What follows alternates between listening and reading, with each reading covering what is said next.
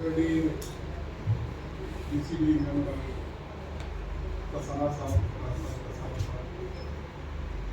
विनोद शर्मा जी की उपस्थिति में,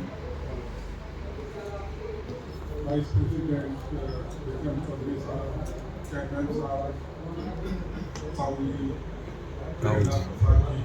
ताऊ जी बोलते हैं।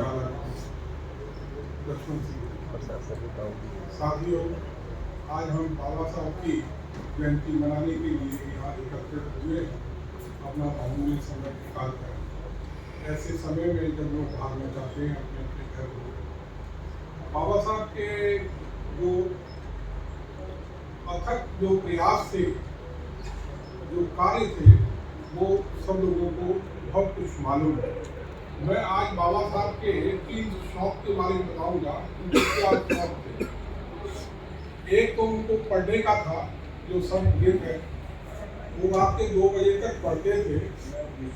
और कोई भी आदमी अगर बहुत पढ़ता है, उसकी बहुत जल्दी मृत्यु हो जाएगी या उसकी ताकत खत्म हो जाएगी। आप सुनिए, उसको एक्सरसाइज बहुत करनी जरूरी है। तो बाबा साहब एक्सरसाइज भी करते थे। वो बाबा साहब जिमखाना क्लब के मेंबर भी थे।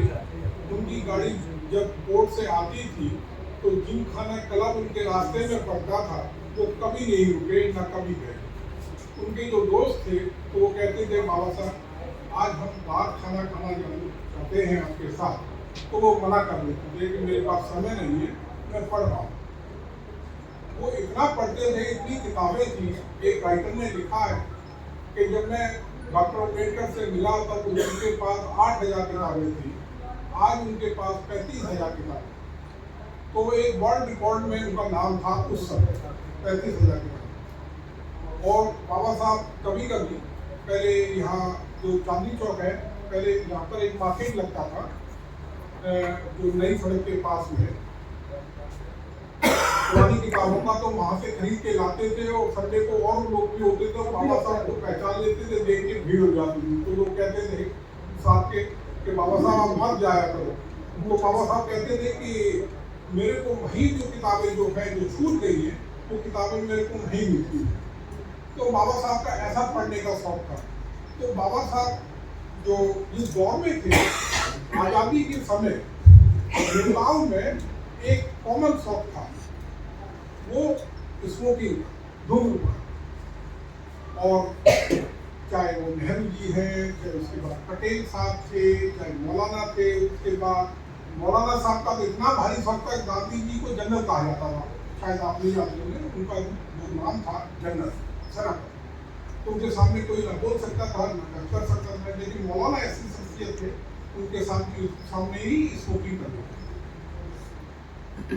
तो बाबा साहब की एक बार दांत में दर्द हुआ, तो एक उनके दोस्त थे, बोले पान लाए कि बाबा साहब आप ये खा लीजिए और आपका दांत का दर्द ठीक हो जाए।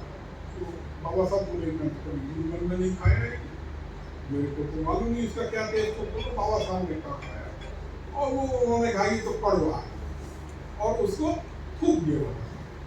तो बाबा साहब का ऐसा था, बड़ा सात्विक जीवन था, शायद आपको नहीं मालूम होगा। और पढ़ना और एक्सरसाइज करना और शिक्षा के प्रति बाबा साहब का पहला वो था कि शिक्षा बहुत व्यक्ति के लिए बहुत जरूरी है। ये वो दूध है जो पिएगा वो धाड़ेगा। तो भैया धाड़ो भी, लेकिन उनका ये कहना था कि मैं सवेरे एक्सरसाइज करता हूँ, चाहे 2 बजे तक करूँ, तब मैं ठीक हूँ। दूसरा उनका शौक था कुत्ते पालने का। शुरू के वक्त में एक कुत्ता उनका मर गया। बाबा साहब फूट के बच्चे भी उनके मरे थे। और फिर तो उनके पामेलियन कुत्ते पालने का बाबा साहब को बहुत भारी शौक था। और बाबा साहब के जो न्यायी बिल्कुल कॉपी वाले थे, तब भी थे, उसका भी पता नहीं। तो टाई बांधते थे, बाबा साहब के भाई सूट पहनते थे, बाबा साहब के कुत्ते भी साथ में नहीं चलते। और तीसरा बाबा साहब का जो शौक था वो बागवानी का था।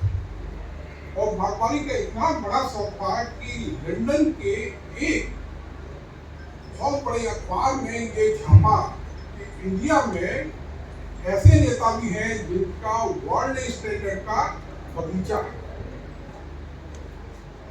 तो बाबा साहब के जो शौक थे सिंपल ऐसे थे कि जो हर आदमी को कर सकता है, करने चाहिए जीवन में। और इसी के साथ मेरी बाबा साहब के लिए बहुत बहुत श्रद्धांजलि। जय भीम, जय भारत, जय संविधान और जय भारत के सबको बहुत बहुत धन्यवाद।